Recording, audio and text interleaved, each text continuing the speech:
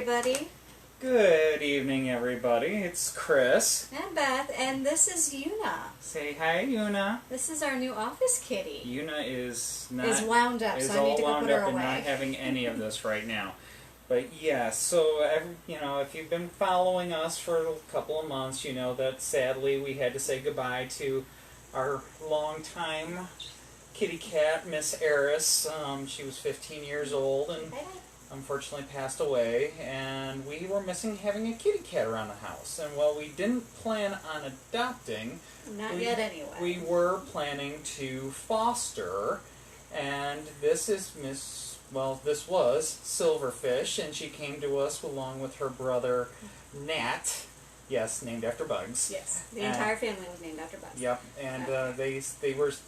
Stop. Did you need to go put her away? Yes, I need to go put her back. Say I'll bye be bye, back. Una. Bye, Una. So, see how cute I am? She is absolutely adorable, and so yes, we wound up fostering, and Nat found a forever home, and all their other siblings, there were a total of 6 in the litter, found their forever homes, except for Silverfish, and we just couldn't have that, and well, we were foster fails. So Miss Una, as we call her now, is now part of the family, and she will be the office kitty around here. And again, while we didn't think we were ready to adopt, she had other plans. She had other plans, and she proved us wrong.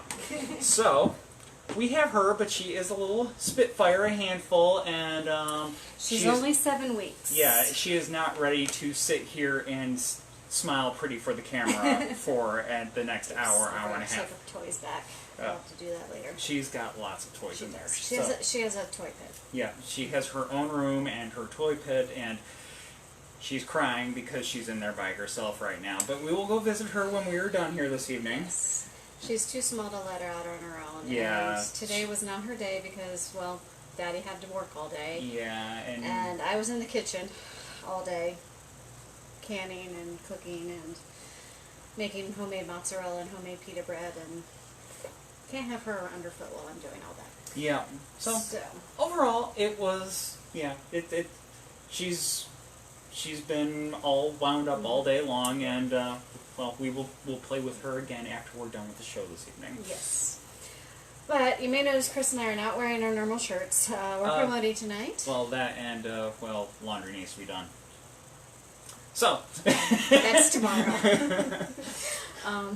It's been a little warm in Virginia lately. Anyway, but we're promoting our other partners. So Chris and I last weekend we were down at Hanover Cultural Arts Center and Hanover Tavern at Investigation with Transcend Paranormal, which was a lot of fun. We'll be doing one again on August 8th with them, and it'll be Hanover Tavern and Scotchtown this time. Yep. So that's fun. So that'll be a lot of fun. I'm not sure if there are tickets left. They were going fast, and there were only a few left as of the weekend. So they may or may not be sold out. And if they are, keep following their website because they do these periodically. It's 100% benefit to the 2 different locations, historic locations, to help them keep running and keep funded. So. Yep. So good times for good cause. Yes. And if the last set of investigations we did is any indication, they are possible. Very haunted. Well, very haunted, but they are safe to do. You know, masks and proper social distancing are utilized. Yeah. So, those are taken into consideration, and everybody was very respectful of those limitations when we did the last set of investigations. Yes. So, yeah. Hopefully the next one will be a little bit cooler. Hopefully, yeah. But it was getting warm. It's warm tonight. It is. But then Twisted, they do the haunted nights down at Henricus and St. Albans, and they're doing one at they just did one at Dunmore Inn. They are doing one up in Gettysburg. I think it's their next one, so you definitely want to check that out and check out their website and possibly get up there and do tickets for that. And I think they're also going to do one with the Octagon House, the dinner with a ghost program, I think is on their list as well. I think it might be. That's someplace I've always wanted to go, and that looks like a really cool event to go do here in Virginia. So, yeah, that's definitely check out their stuff and see what's going on, and check out their show on Amazon. It's really a lot of fun. I'm not sure what episode you're on at this point with COVID happening. Everything's all messed up, but I know they've been working on stuff, so definitely check them out. But I think that's it for stuff we've been involved in. Of course, we have our tours going Wednesday, Friday, Saturday, Sunday nights, so definitely come check us out. What are we here for tonight? We're here for haunted prisons. Yeah, we're here for... We have a specific reason for being out tonight. Yeah. So, as we said a couple of weeks ago, we were doing haunted prisons, and we had this script ready to go almost day after the last one. So, but in any case, in fact, I had to cut it down. I was well over 13,000 words, which is way too much. That'd be 2.5 hours, which that's a show and a half. That's a show and a half. So yeah, we got lots of material to work with. Halfway done. Yes. Yes, and who knows when we'll roll that out. We're not going to do it back to back. We're not. We have other ideas, I think, for 2 weeks from now, but that's getting ahead of ourselves. Yes. We got a whole show to do tonight. All right, so we're going to start on the West Coast. We're going to start with the most famous of all, Alcatraz. On our most famous list. of all? Most famous? I'm certainly very famous. Okay, the second one that we're going to talk about probably rivals it. There's but lots they have of famous a connection. prisons. Lots of famous haunted prisons. I did a lot of arcing this time. Yes. So, Alcatraz. Now, Alcatraz, although is the most, although the most legendary Alcatraz jailbirds occupied the island between 1934 and 1963, including Scarface, a.k.a. Al Capone, or maybe it should be a.k.a. Scarface, whatever, details. Murderer Robert Stroud, who people better know as the Birdman of Alcatraz. The story of the island began much earlier. From its first visitors, tales and legends of the island have circulated for centuries. In the beginning, Native Americans believed the island was inhabited by evil spirits. As punishment for violations of tribal law, the natives would sometimes isolate for a period of time on the island, or sometimes even be banished for life if the offense was severe enough. Banished to an island flooded with what they believed to be evil spirits. And no natural running water in the middle of the worst currents in the bay. Yep. So, not good. Now, in 1775, a Spanish explorer named the rugged island La Isla de los Alcatraces, or Island of the Pelicans. Alcatraces, pelicans, I wouldn't be able to translate that, but whatever. 3/4 of a century later, President Millard Fillmore, yes, that was an American president, probably one of the ones that people have forgotten about the most, in any case, transferred the island to the American military, and it became home to the first operational lighthouse on the West Coast. Due to its fortress-like appeal, Alcatraz quickly became regarded as a secure location to store cannons, military ammunition, and dangerous criminals. As early as 1861, the military used Alcatraz Island to house prisoners of war from the Civil War, and by 1906, San Francisco and the state of California used the island to lock away civilian prisoners, but it did not become Alcatraz Federal Penitentiary until it was acquired by the U.S. Department of Justice in 1933. During its 29 years of use, Alcatraz held some of the most notorious American criminals, including Capone, Stroud, Machine Gun Kelly, and Bumpy Johnson. I don't know Bumpy Johnson. I'd have to look up what the look it story up. Is. But even though the prison sits on an old military fortress surrounded by ice-cold water, several prisoners attempted to escape Alcatraz with no luck. At least none that have been proven. Yes. There was the notoriously successful, supposedly, escape of Frank Morris, John Anglin, and Clarence Anglin. They managed to break out of the impenetrable prison, but they were never seen again, and many believe that they drowned in the rough water surrounding them in the San Francisco Bay. With its centuries-old history from ancient Native Americans to Fort Alcatraz to a military barracks, and most often known to serve as one of the toughest federal penitentiaries in the nation, it's no wonder that this place is said to be one of the most haunted in the nation. Often described as a portal to another dimension, Alcatraz is filled with the energy of those who came to the Rock and seemingly never left. Alcatraz prison is known to be one of the most haunted spots in the country, if not the world, and for many people that have visited the prison and experienced paranormal, supernatural phenomena, it certainly seems to be haunted in a mysterious way. Staying at Alcatraz was no joke, and even the spirits of the most insane and notorious criminals were broken there. The prison was built to be a maximum security place where inmates would have minimum privileges. Prisoners breaking the rules would be sent to the strip cell, where they would have to remove all of their clothing and spend time in a cell with no lights, no sink, no mattress, and only a hole in the ground for a toilet. For this reason, it has been said that many spirits aren't able to move on from Alcatraz to make a new home in the spirit world. Yeah. Pretty nasty place. On my bucket list, by the way. I definitely want to go. So there are quite a bit haunting-wise with the stories that I found here. So a lot of the ones that are commonly heard in the shadows and the fog-enshrouded island, people have seen them, felt them, both staff and visitors to Alcatraz. The sounds of men's voices, screams, whistles, clanging metal doors, terrifying screams are said to be heard throughout these historic walls, especially near the dungeon, or aka the cells that Chris mentioned before. So the notorious D block is where the strip cells are. And it is said that it has been and continues to be the most haunted block in all of the prison. It was first built at the same time as the other cell blocks. The Bureau of Prisons appropriated additional money for a more secure D block after the 1939 escape attempt in which Arthur Doc Barker was killed. The block, which became known as the treatment unit, was comprised of 42 cells, varying degrees of restrictions. For all prisoners incarcerated in D block, there was absolutely no contact with the general public. 36 of the cells were virtually like the others in the general population. However, inmates were not allowed to work, nor were they able to go to the mess hall for meals. They were only allowed one visit to the recreation yard and 2 showers each week. All the meals were served in the cells. Their only diversion was reading of prison-approved material, and these cells all faced the Golden Gate Bridge, from which the fierce cold winds would often blow. One guard worked the D block and was known to turn on the air conditioning to make it even colder for those confined in this section. 5 of the remaining 6 cells in D block were known as the strip cells, but more were often referred to as the hole.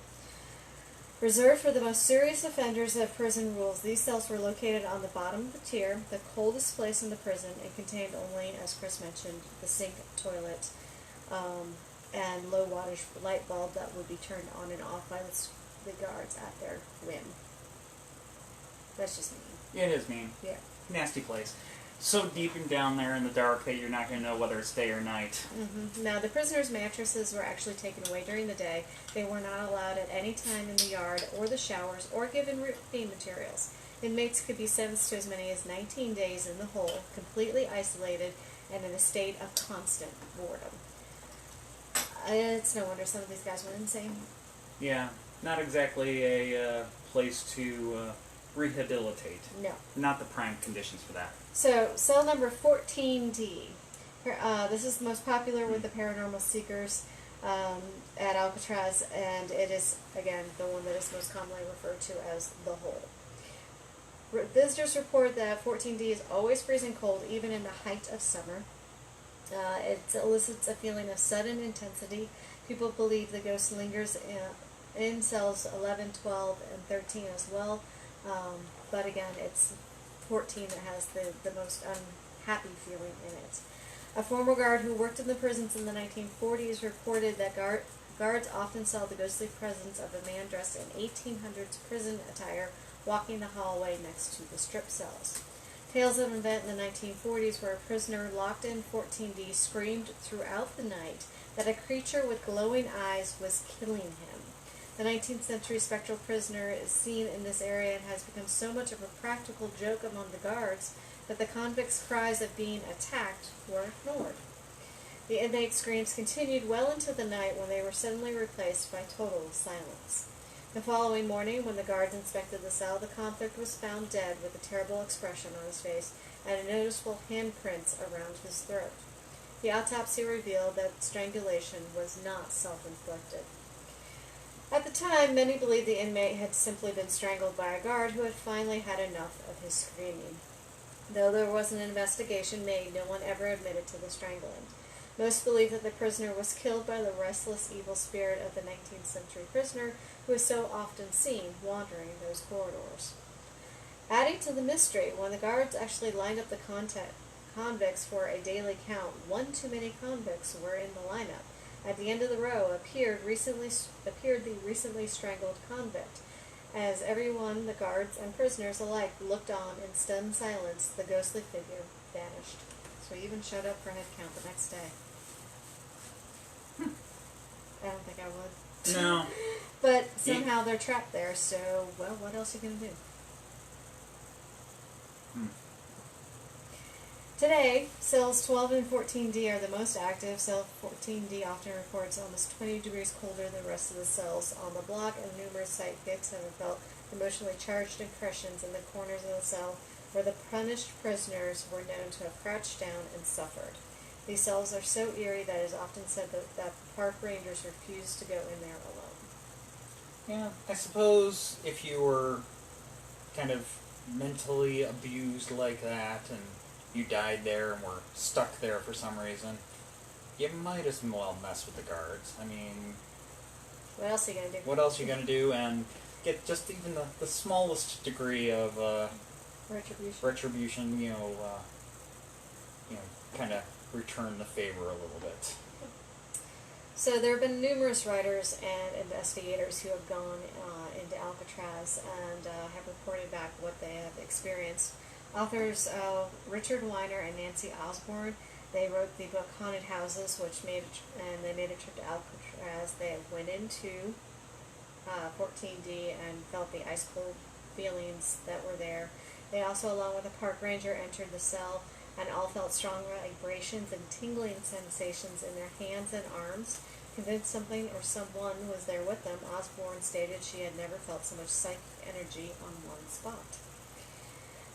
Co-author of Haunted Alcatraz, Michael Corey, also described receiving psychic impressions when he visited said cell, and he experienced the tingling sensations and saw a small man with his head shaved who told of being beaten up, his legs broken by guards, and left in solitary confinement.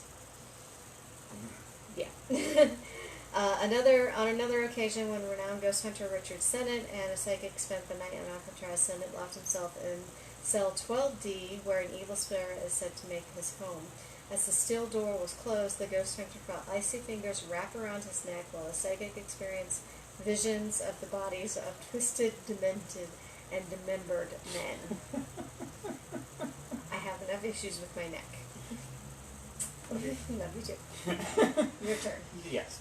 So, other various experiences throughout the prison. Loud clanging noises are often heard, but stop when doors are open, only to resume again once the doors are closed. So the ghosts seem to like making a racket as long as nobody's around to actually witness said racket being inflicted. Others have reported seeing the apparitions of men wearing fatigues and hearing disembodied voices at the site of a riot that left 3 prisoners dead. In the laundry room in cell block C, another often reported experience of the guards was the smell of smoke that often came from a deserted laundry room as if something was on fire. When they go to investigate, the black smoke was so thick that it drove the guards from the room. However, just minutes later, the room is completely smoke-free. And that takes a while to dissipate if it's real smoke. Yeah. Now, a CBS News team brought in celebrity psychic Sylvia Brown along with ex-convict Leon Thompson, and Sylvia immediately encountered the unseen presence as well as strong impressions of violence in the laundry room. As she described a tall man with a bald head and small beady eyes, Leon Thompson, the ex-convict, moved forward stating, "I remember Butcher. He was a hitman with Murder Incorporated before they caught him. His real name was Abby Meldowitz, but we called him Butcher. Another prisoner killed him here in the laundry room." Prison records confirm that Meldowitz was killed by another inmate in the laundry area of cell block C. Then there is the failed escape. In cell block C, many believe that the utility passage where convicts Bernard Coy, Joseph Kretzer, and Marvin Hubbard were killed during their escape attempt in 1946 is haunted. In 1976, This was the same area that a night security guard reported hearing unexplained eerie clanging sounds coming from inside. When the prison was still open, other guards told of hearing phantom cannon and gunshots, accompanied by screams that were so real that they sent seasoned guards to the ground, believing that prisoners had somehow escaped and obtained weapons. After taking cover, the guards would then cautiously look about to see absolutely nothing. These incidents could never be explained.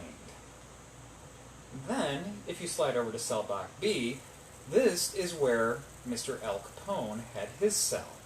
And now, Mr. Al Capone, he picked up a very unique hobby when he was in prison. You see, Al Capone was worried about actually being murdered in prison. He was worried about somebody taking out a hit on him when he was at his most vulnerable there. And he spent his years at Alcatraz playing, taking up the habit or learning how to play the banjo with the prison band. And the reason he did this is because this way he got special permission from the guards to go and practice playing the banjo in the shower room while the other prisoners got their time outside. That way he didn't have to be out in the prison yard with the other prisoners where he could possibly get shanked or something like that. Mm-hmm. And it's said that in that shower room to this day, people have heard the sound of a banjo being played. So. Really good acoustics in that shower right here. Yeah, would make sense. Yeah. I would think so. Other hauntings on the rock. Oh, let's see. You got the old lighthouse. Often it has been reported that on foggy nights, the old lighthouse will suddenly appear, accompanied by an eerie whistling sound and a flashing green light, which makes its way slowly around the island, appearing to both guards and visitors alike. The spectacle vanishes just as suddenly as it appears. Warden James Johnson, the first warden of Alcatraz, he was also known as the Golden Rule Warden, reportedly heard and saw many strange sounds and sights during his time patrolling the prison, indicating that the ghosts that still linger in the blocks may be from the time as a military prison or even before. Warden Johnson also experienced a bizarre event while showing some of his guests around the prison. The cries, heard not only by the warden but also by his guests, were described as coming from inside the walls of the dungeon. Just as the sobbing stopped, an icy cold wind blew through the group. Warden Johnson couldn't explain any reason for the occurrences. Since the 1940s, apparitions have been seen at the site of the now burned-out shell of the warden's house.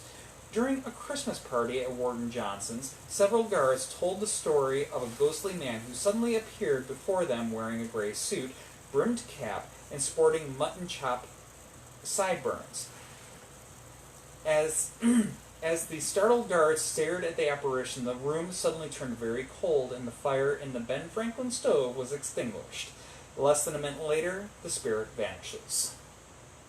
Warden had a lot of experiences. Yes. There's also a couple of Native American spirits there because, as we mentioned, they were used, or that island was used as a place of punishment or banishment for them. So some ghost hunters and spirit seekers believe they had interacted with the earliest prisoners there, being the Native Americans. In fact, some believe that they are also prisoners who may have perished during the Civil War, haunting this area as well. They will hear whispering, moaning sounds at night, seeing the floating blue lights and figures, and some also will hear the clanking of prisoners' chains from the Civil War. There's also a ghost woman of Alcatraz, and this is actually who the warden actually ran into or heard the sobbing from. In 2014, a British couple on the tour of the island captured a photo of a ghostly woman that they dubbed the Ghost Woman of Alcatraz.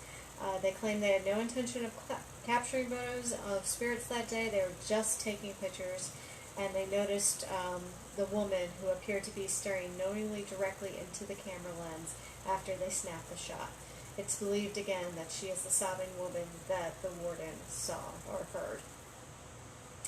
Alright, now the reason why we started with Alcatraz, and I said there was an arc here, is because Al Capone was also held in another famous penitentiary here on the East Coast.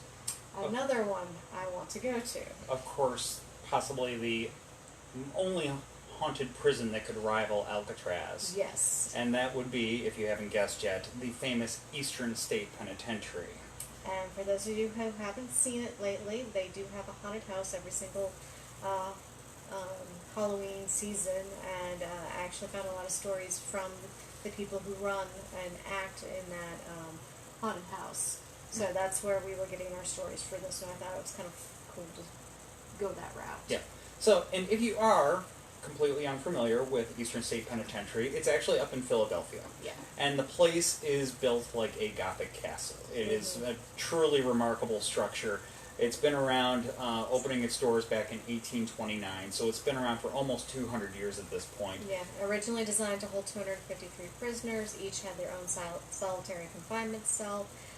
For their entire sentence, it was a harsh punishment to have solitary confinement. Hopefully, it would get the prisoners to find penance, remorse, salvation, when in fact it drove most of them insane. Yeah, the idea, well-intentioned, was to give them time to meditate and repent for their crimes. Really didn't work out that way. But what are you going to do? Well, I was going to say you live and you learn, but that's probably very inappropriate for this. Yeah. Basically, before this penitentiary, prisons were nothing more than holding pens for unwanted corrupt men, women, and children that were basically all housed alongside the petty criminals and the violent killers. You were all mixed up together. In the late 18th century, the Philadelphia Society for Alleviating the Miseries of Public Prisons, say that 5 times fast, led by the founding father Benjamin Franklin, one of his great ideas. There's no D at the end. Franklin. Anyway, Ben. Good old Ben. Yes. He worked to transform these wasted prisons into facilities that would foster reform. And, of course, Thomas Jefferson also took up with this idea as well. But we'll get to that. The ideas became tangible in 1822, and that is when construction began on the Eastern State Penitentiary, as we said, opened up in 1829. It was expensive to build this design that they had and to bring it to full fruition. It had vaulted ceilings, it had skylights to let in God's light, and each cell was equipped with a toilet, running water, heat, and a Bible. Now, to his credit, running water was quite the thing to have back at that time. Yes, it was. Unfortunately, the other amenities weren't much to speak of. Yeah. Now, after this one was built, 300 other prisoners copied its design, so it really became the forerunner for the prison system. Yeah. Most of the large Gothic prisons that you find really anywhere were modeled after Eastern State Penitentiary. Even though it turned out to not be that great. Not be the greatest idea, still got these big, amazing looking places from the outside, despite how horrible they actually were on the inside. Now, some of you think, oh, well, 24/7 they were in isolation. They weren't. They actually had work detail, and they were isolated after the work detail every single day. They were forbidden from talking to one another. They wore heavy masks that wouldn't actually allow them to talk to one another once they finished with their work detail. And it actually was said that the isolation was oppressing, too much for some of the prisoners to bear. Many actually took their own lives. Only adding to the dreary atmosphere that we have today. Yeah. So I mentioned Al Capone. So Al Capone was actually here at Eastern State Penitentiary from 1929 to 1930. He served 8 months for carrying a concealed deadly weapon. His cell was the nicest at Eastern State. Furnishings included a desk, a lamp, paintings, and a cabinet radio. He complained during his incarceration that he was haunted by the ghost of James Clark, one of the victims of the St. Valentine's Day Massacre in Chicago. And the massacre was the result of actually a gang rivalry, and Capone was leading one side of that. Yeah. Now, was he being truly haunted by a ghost, or was he being haunted by his conscience? We don't know. Solitary confinement can do some crazy things. Yeah. Now, the prison's most famous figure was Warden Herbert Hardboil Smith, who ruled the prison with an iron fist during the 1920s and 30s. During his reign, the state only sentenced prisoners to Eastern State who needed Warden Smith's fierce reform tactics. So you were basically a lost cause if you were sent there. not good. Yeah, I don't think that I'd want to be under the jurisdiction of somebody with the nickname Hard-Boiled. Yeah. Of course, at this point in time, they had abandoned solitary confinement. 2 of the 3 prisoners actually shared cells at this point, and they started to bring in a bevy of other punishments, including water baths, where inmates were dunked and bathed in ice water and then hung from a wall for the night. This was especially popular during the winter months. The mad chair, which was bounded an inmate to so tightly that circulation was cut off and later required amputations. There was an iron gag in which the inmates' hands were tied behind their backs, strapped to an iron collar in the mouth, so that any hand movements would actually cause their tongue to tear and bleed profusely. And the whole, a dank underground cell where unfortunate souls had no light, no human contact, no exercise, no toilet, and very little food or air. I really don't like this Smith guy.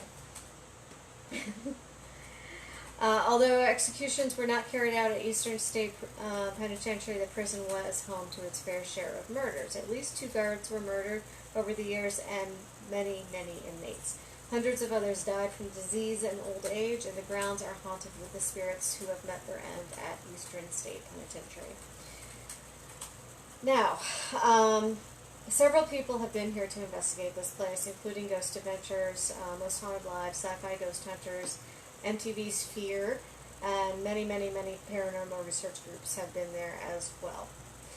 They have actually had interviews with the staff, the visitors, the guards, and the inmates, and each one has corroborated their stories since the 1940s. So this is a very ongoing, long history of paranormal events at the penitentiary. Cell block 12. There's something with this number. Number 12. Number 12. It's not number 13, it's number 12. Stroke of midnight. Whatever. Any number of things. So, cell block 12 is heard cackling and echoing of voices. I'm kind of curious if it's like insane cackling, which is cackling. There's a lot of cackling out there, so I'm curious exactly what type of cackling. Cell block 6, you see a lot of shadowy figures darting along the walls. In cell block 4, there are visions of ghostly faces, and many people have reported seeing a silhouette of a guard on one of the towers. Footsteps, wails, whispers. It is the same stuff over and over and over again. It's always happening. It's continually happening. This is the stone effect. It is steeped into these stones, and it is repeating constantly. One of the most legendary tales comes from Gary Johnson, who helped maintain the crumbling building and the old locks at the prison. In the early 1990s, he had just opened an old lock in cell block 4 when he says a force gripped him so tightly that he was unable to move. He described a negative, horrible energy that exploded out of the cell.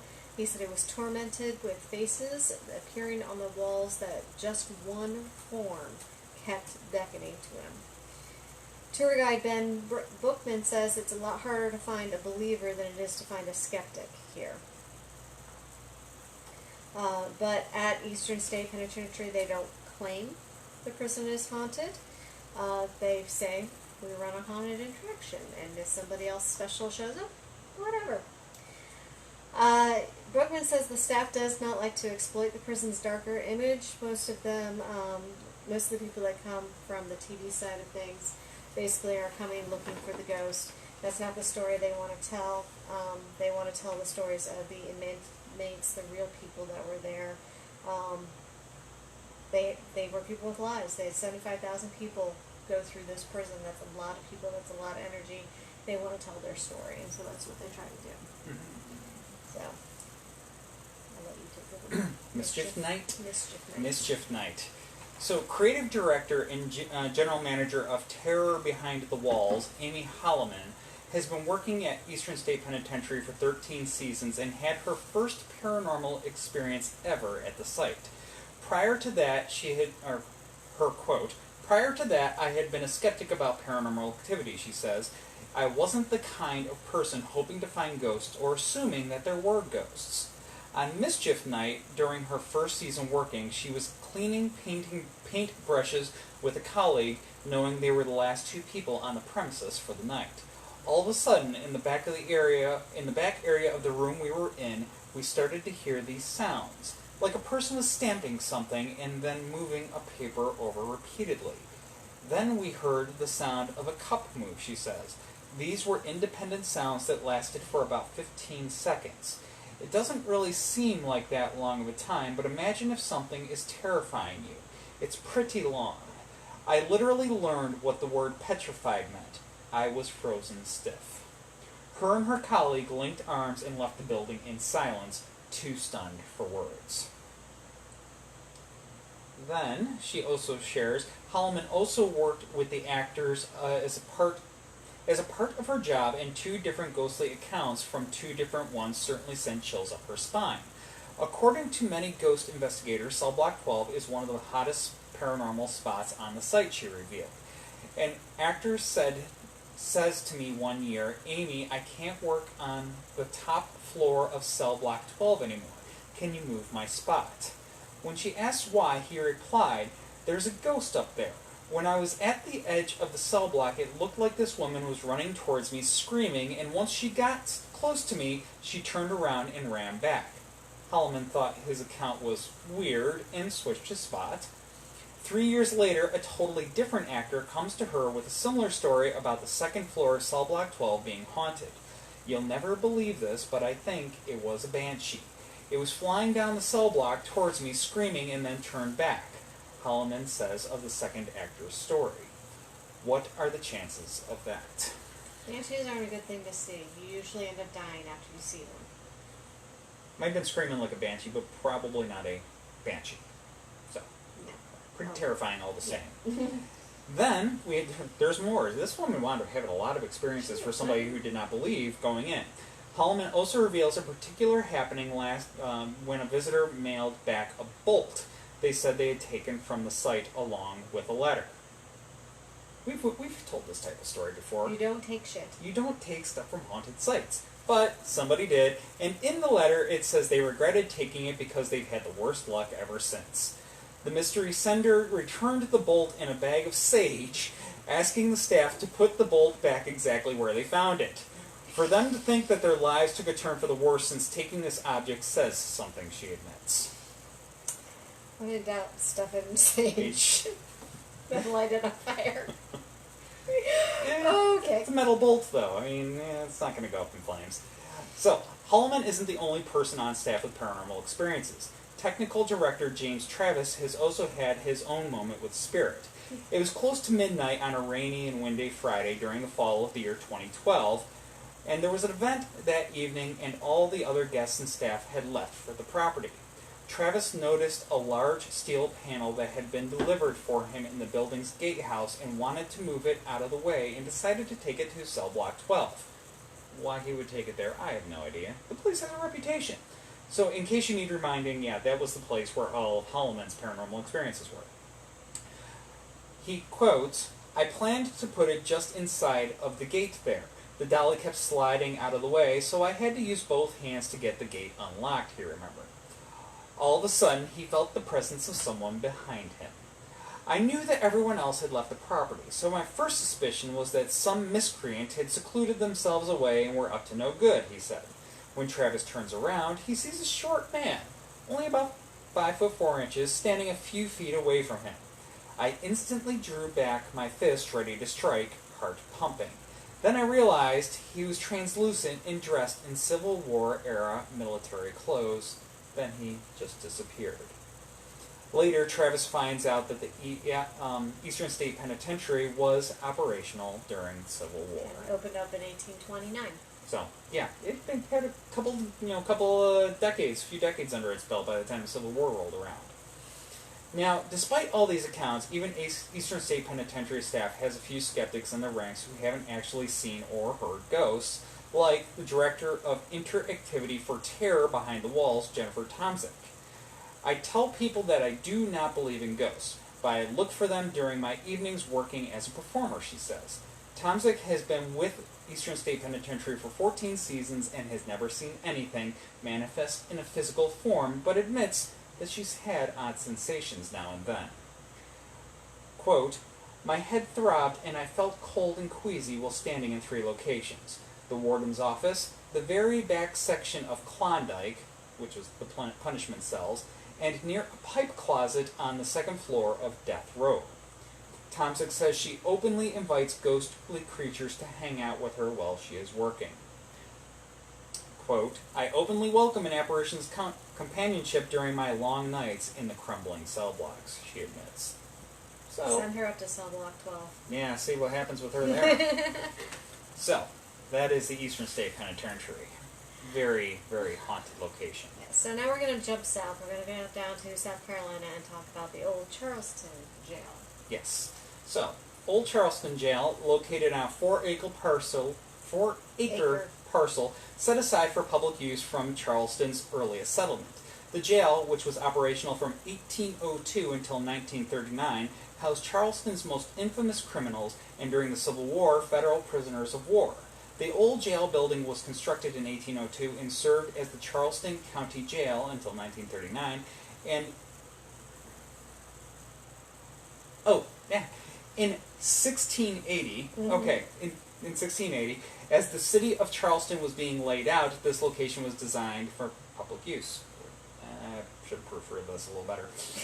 Repeating myself, in time, a hospital, poorhouse, workhouse for runaway slaves, and this jail were built on the square.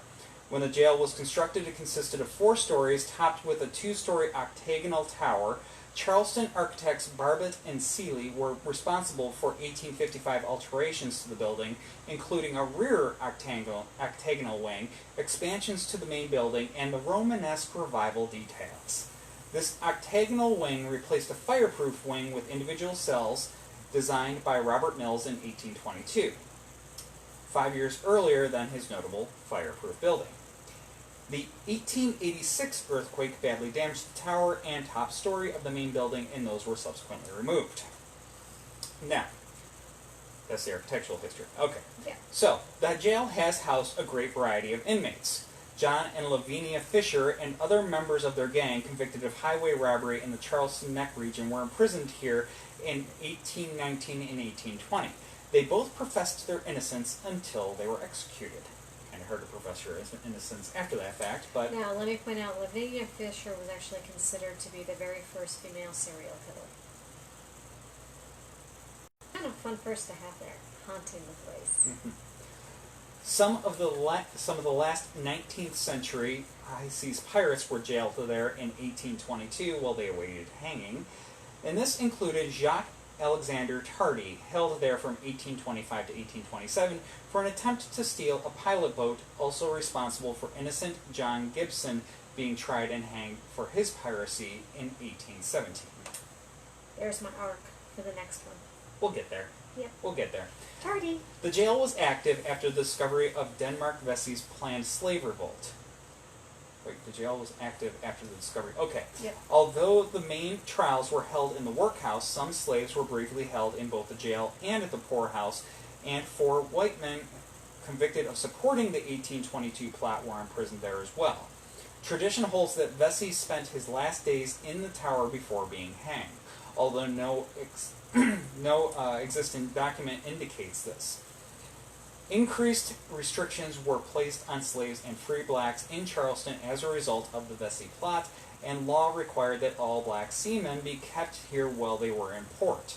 During the Civil War, Confederate and Federal prisoners of war were incarcerated here. It is one of more than 1,400 historically significant buildings within the Charleston Old and Historic District. After its decommissioning in 1939, the old Charleston Jail, along with the Robert Mills-designed Mariners Hospital and other land, became property of the Housing Authority of the City of Charleston to allow for the development of the Robert Mills Manor Public Housing Project. The jail was generally unused during the Housing Authority's 61 years of ownership, and in 2000, the American College of the Building Arts acquired the old Charleston Jail to use as its campus and headquarters. Inspired by legendary Charleston master artisan Philip Simmons, the college was established in 1998 to train craftsmen in building preservation, the need for which had become evident in 1989 when Hurricane Hugo swept through Charleston and severely damaged many of the city's historic structures. Upon acquiring the old Charleston Jail, The college completed an emergency stabilization program to preserve the original jail facilities, most of which remain intact.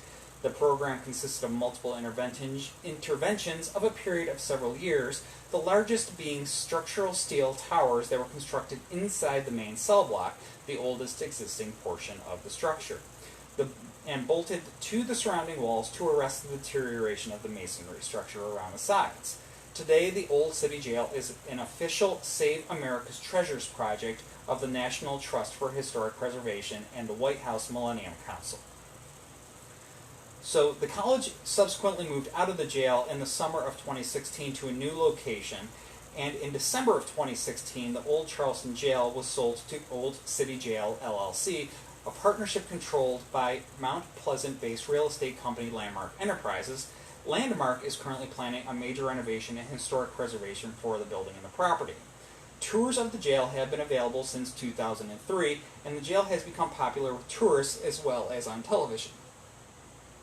It has been featured on a variety of television shows, including the Travel Channel, the Food Network, Ghost Hunters, Ghost Adventures, and Ghost Brothers. Daytime history and nighttime ghost tours are available through Bulldog Tours.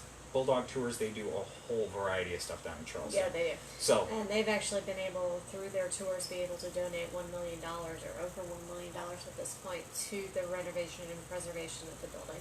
So they are amazing, trying to keep this place up and running, and so that we still have it. Yeah, so they've been very active there. Now, on with some of the inmates so and let's some go of the back. details. Yes, Lavinia Fisher, as I mentioned, she was considered one of the first female serial killer, and she's only the first one to be recognized with this distinction. There could be others prior to her. Little information is actually known about her backstory, but it's believed that she lived in America for most of her life. We know that she did marry a man named John Fisher, and they became notorious after their arrest and conviction. They ran a hotel, think like a bread and breakfast style. She would lure wealthy men into the hotel, and then with John's help, she would kill them, take all of their money. They did this for many, many years before they got caught. The couple was incredibly popular in town, so the investigation got dropped many times. Nobody actually believed that they would be capable of doing such a feat. Finally, one man escaped, went to the police, and that is when they were finally caught. The hotel was searched, and what they found was absolutely horrendous.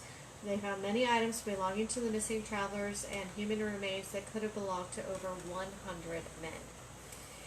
There is some debate on whether or not Lavinia was the killer or just an accessory. However, the most common belief is that she was not only a killer, but she was savage as well. Nasty female. Jacques Alexander Tardy, as we said, he's best known for piracy. In Charleston, in fact, it's a city he often tried to avoid because he was so well known there for piracy. He had a tendency to poison the passengers and the crew members of whatever boat he was sailing on underneath an alias. His favorite poison was arsenic. And we'll come back to him later because I want to talk more about him when we get here. Yes. Denmark Vesey, as we said, was again the other historical one who was in charge of the rebellion of former slaves, very similar to what Bastille Day is in France, which is what we just had. But it didn't go as planned, and many of them were arrested and hung and still hang out today. Hauntings. Hang out. Okay. Bad puns. Very bad puns. Moving on.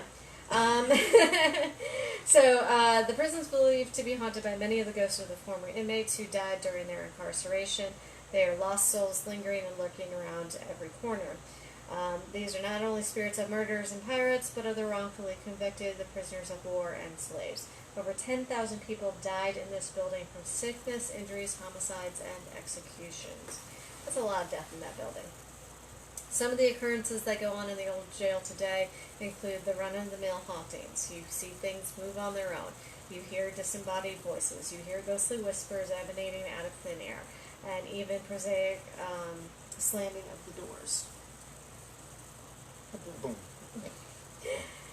One of the first modern-day reported encounters took place in the prison while it was undergoing renovations in 2000. The prison had been sealed off for months to avoid lead paint contamination, and though when the construction workers returned, they discovered in the dust there were human footprints. During the renovation process, workers would continue to deal with similar oddities occurring, and we all know ghosts don't like renovations.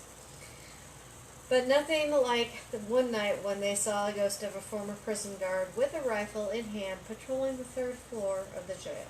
The guard seemingly began to charge towards the workers before vanishing. Perhaps the guard thought that some of the inmates were attempting a jailbreak. Moving the ghost. Everybody out. Some of the more common paranormal events within the old jail include the sounds of a dumb waiter that is no longer there and it's moving between the floors, vanishing items, jewelry. Ladies, do not wear jewelry when you go here. Apparently the ghosts like shiny. This could be Lavinia. You took off all your jewelry. I did. I can't play. No, you can't. On the different tours, a woman named Christine took a tour of the old jail back in 2012. She was joined with her husband, and she was nervous to go on her first ghost tour. The gentleman who guided her group through the jail encouraged everyone to take as many pictures as they wanted to. Early into the tour, she began to take photos with her flash on. She didn't see anything out of the ordinary, well, aside from the creepy prison that they found themselves touring. As the group moved onward, they eventually reached the 2nd floor, where it is said that John and Lavinia were housed while they awaited their executions. Christine resumed taking pictures, experimenting. She took the first couple of shots with the flash off and saw nothing except for a dark image. Once the tour was over, she was disappointed that she had not seemed to have captured any ghostly images to share with her friends and family. However, when she got home, she began looking through all the pictures she had taken, and as she was uploading some of them to her Facebook account. When she had gotten to the photos she had taken on the 2nd floor, you know, the one she took without the flash, that came out black, well, upon a closer examination, she discovered that those photos were not as black as she had thought.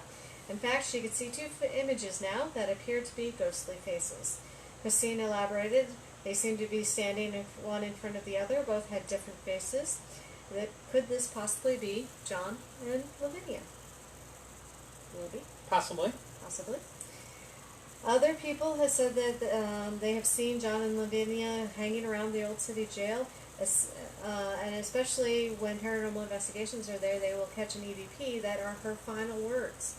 If you have any message for the devil, tell me now, for I'll be seeing him in a moment. Those are pretty epic final words. Yeah. So she will often respond to that if you say it out loud. You will see her, if you ask her where has she gone, she'll answer, the devil. So she lets you know she was true to her word. One woman decided to go on a haunted tour of the building. She was excited because she had never done anything like this before. Her story begins at the front door of the jail with a dozen others with her ready to get the pants scared off of them. Don't ask for it if you don't want it. Just saying. Well, she did. The woman took what she said was 100 photos, and she didn't see much at the beginning of the tour. She said it was all right, and she was getting bored with the history lesson. Then she saw something. She saw a man walking from one side of the hall to another. When she asked about him, the tour guide said, "Oh, that's Mr. Fisher." As the tour began walking further into the jail, the woman felt something tug on her hair. She jumped and asked if anyone had seen anything. No one had, so she kept going about her business. Minutes later, the woman said she felt somebody's hands on her neck. She wasn't able to breathe, and the tour guide thought she was having a cardiac arrest. About 5 minutes, the woman was back to normal, and the tour group, when the tour group asked if she was all right, she said somebody was choking her. She immediately left the jail and entered the tour for herself. She swore she would never go on a haunted tour again. Many tour guides have reported being manhandled in the jail by ghosts, seeing orbs. The building does hold quite a few of spirits, and of course, on our bucket list to go to. Yes. All these places are on our bucket list. Except for the next one. Except for the next one, which we brings us back home. Which we would have gone to by now, if it still existed. Yep. So we're going to actually bring ourselves back here into Richmond to the Virginia State Penitentiary. It no longer stands. For better, for worse. Yeah. It was notorious. to say the least. But it does have a connection to Alexander Tardy. This is where he was hung. So I'm going to let Chris take it. This is where he met his end. But before we get there, following the Revolutionary War, and as we mentioned earlier, Mr. T.J. Thomas Jefferson urged Virginia to construct a penitentiary to follow in the footsteps of Europe. For some time, the General Assembly ignored Jefferson's suggestion until in the late 1790s when reform swept the Virginia legislature and the plans for a penitentiary house in the state were initiated. First opening in 1800, the prison was completed in 1804, and it was built due to a reform movement preceding its construction. Jefferson initiated these reforms and submitted an initial design which was not constructed.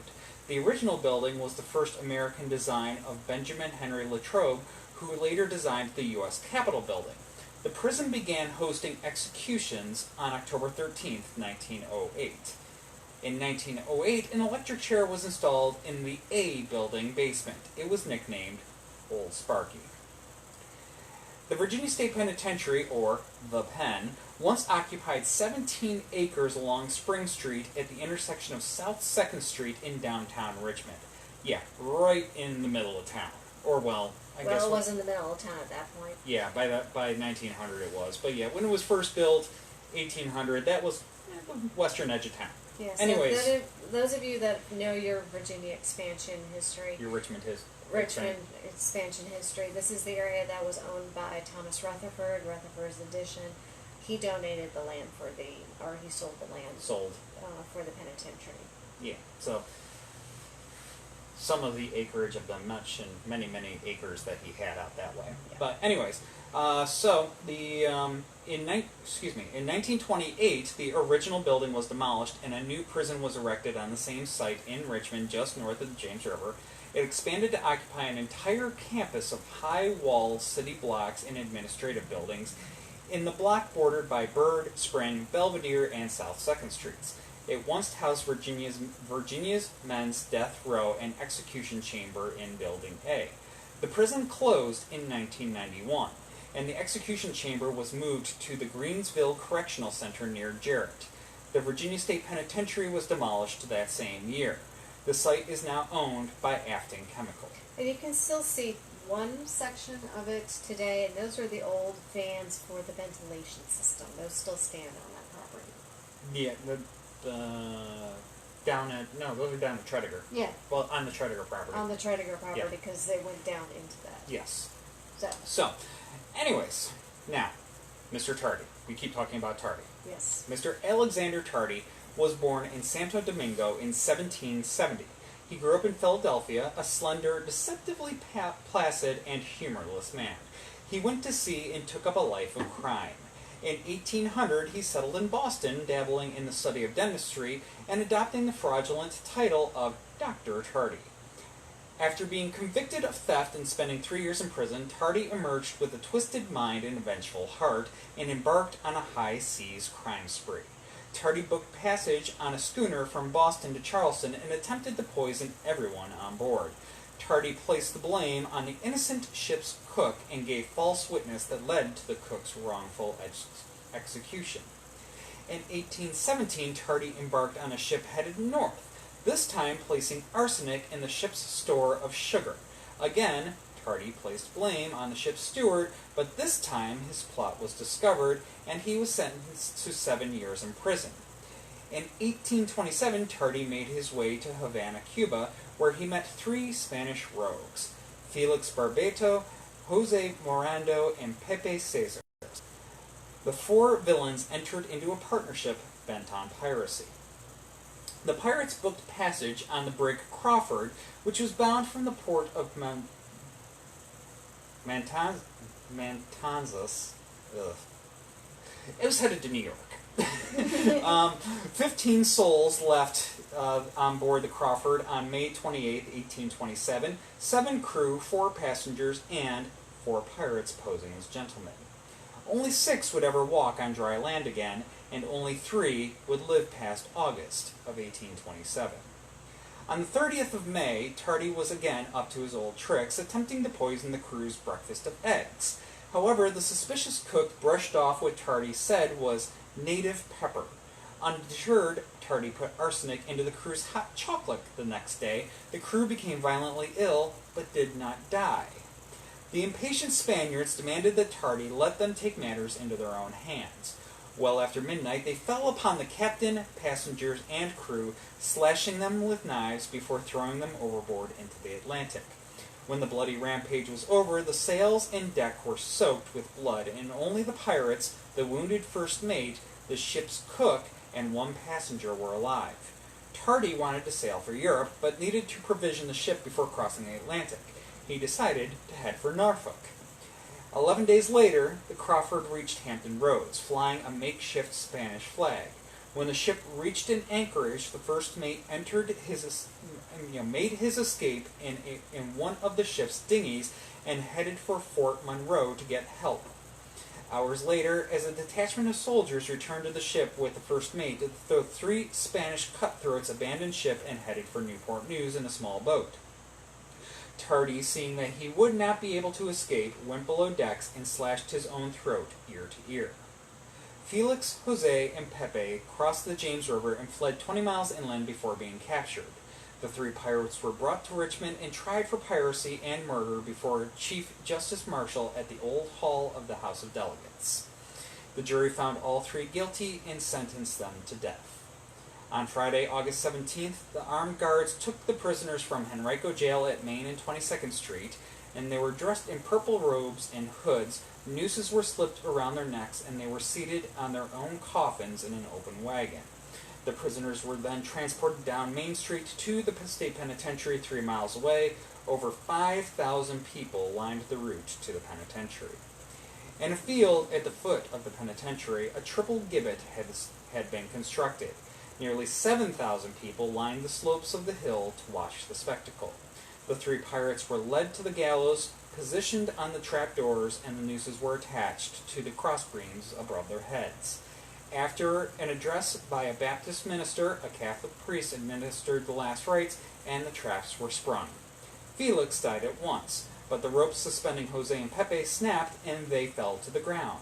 There was momentary panic in the crowd as they believed that the pirates might make an escape into their midst. Soon, the authorities repositioned Jose and Pepe, and this time the ropes held. The 3 pirates were buried in a single grave on a hill near the penitentiary, but the grave was never marked. Rumor has it that the bodies were unearthed shortly after the execution, and that physicians performed galvanic experiments on them to see what effect electricity would have on the corpses. That was not uncommon at the time. Lots of experimentation going on. So we have a very brief haunting about these. When you go out to that open field today, just below the Afton Corporation, especially at sunset, sometimes you will see 4 figures walking across the hill. 3 of them are very jovial. They seem to be laughing with each other, joking around. And the 4th one kind of hangs back a little bit. You notice his head slightly tilted off to the side a little bit. He has a very morose look on his face. And it is believed that this is Alexander Tardy and the 3 Spaniards who are just stuck in the afterlife, where 3 of them were hung, and the 4th was Tardy. connected to him, is joining him. Yeah. I don't know. Maybe the Spaniards cursed Tardy to walk with them forever in the afterlife. Maybe. We don't know. I mean, Tardy did completely botch the operation. Yeah. Spaniards were kind of pissed at him. But that is Alexander Tardy and his 3 Spanish companions that still walk in Richmond today. And with that, ladies and gentlemen, that is our last story for the night. Fun stories. Fun stories. Long stories. Yes. And as I said, I cut this down. Yeah. Well, that was 4 solid prison stories that we covered tonight. Yes. And I like the fact that I got to connect 2 and 2. And you know that there's plenty of haunted prisons everywhere. The Pinterest page is quite large. So, there will be a haunted prisons 2. Yes. Most likely haunted prisons 3, 4, who knows. Depends on how far we want to go afield, which... How far down the rabbit hole of research I want to go. I don't know. We'll probably, go to the 4 corners of the globe. Eventually, we'll jump out of the U.S. eventually. This was all the U.S. tonight. Yeah. Probably got more than enough material to do all the U.S. again. Oh, yes. So lots of material, lots of exploring to do. Yeah. But next time we're actually going to dive into haunted hotels next time. Haunted hotels, 2 weeks from today. Yeah. I haven't decided if I'm staying in the U.S. or if I'm going abroad yet, but there's plenty to explore. Yeah. Haunted hotels, episode 1. Oh yes. But that's what we'll talk about next time. In the meantime, hope you guys stay safe. Please stay safe in this heat. Yeah, we're melting and we're upstairs. Yeah, at our upstairs office, which, yeah, not bad most of the time, but it's warm. When it hits triple digits, it gets warm, and we have multiple fans going up here right now. And you did a lot of cooking in the kitchen today. I can't. It's tasty. It needed to be done. It needed to be done, but you had the oven running for hours today. I didn't have the oven running at all. The stovetop. I had the stovetop running. The stovetop. Yeah, it got hot. It got hot. So I almost passed out. It got hot. Too hot. Let's not do that again. Anyways, yes. But in the meantime, come out for tours. I'm actually giving the tour on Wednesday. Which one is that again? Churchill. Churchill? I think it's Churchill. I don't have my phone anywhere near. Whatever it is on Wednesday, Beth's doing it. So. And then we got tours on Friday, Saturday, and Sunday as well. Yes. And so, fortunately, today seems to be Tomorrow. Tomorrow's still going to be in the 100? 98. Oh, okay. Alright, well, still hot. But, anyways, well, we come out when the sun starts going down. Yes, we do. So, bring water. Bring water. Bring water, dress appropriately, and we'll have some spooky fun walking around the haunted environs of Richmond. Yes. And until we see you at a tour, we'll see you in 2 weeks back on here with Haunted Hotels. Yeah, and as always, we're always around. If you want to drop us a line, we'll look forward to hearing from you. We love chatting spooky stuff, Richmond. Yep. Always drop us a note, say, hey, check out this place, and we'll check it out. Yeah, absolutely. If you have any requests, we're always interested in what you guys want to hear about. If there's any special requests, any haunted locations that you guys would like us to do some research on. So, always happy to hear that. Yep. With that, we will sign off and see you next time. All right. Y'all take care. Bye. Bye.